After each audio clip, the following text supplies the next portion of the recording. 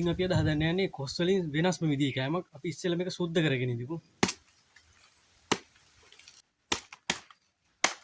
අපි කොස් ගෙඩිය හතරට පළලා මේ විදිහට හදාගත්තාම ගොඩක් ලේසියෙන් මදුල් ගලව ගන්න. අපි දැන් මේ ගලවලා ඔක්කොම සුද්ධ කරගෙන ඉමු. ඉතින් කොස් ටික සුද්ධ කරගෙන මදුල් ටික අරගෙන තියෙන්නේ. දැන් අපිට තියෙන්නේ මේ මදුල් පලාගෙන ඇට ටික අයින් කරගෙන ඉන්න.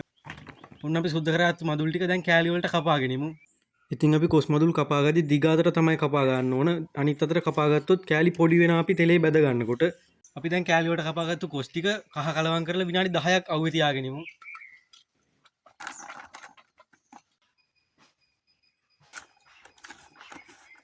දැන් අපි කොස් ටික විනාඩි 10ක් අවුවේ තියාගෙන අරගෙන තියෙන්නේ. අපි දැන් මේ ටික තෙලේ බැදගමු.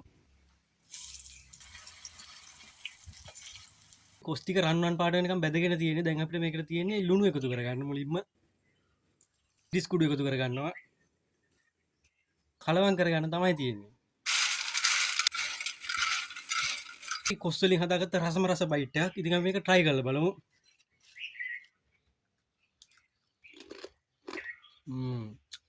සුපිරියරම තියෙන බයිට් එක. ඔයාලා try කරලා බලන්න මාරම රසයි.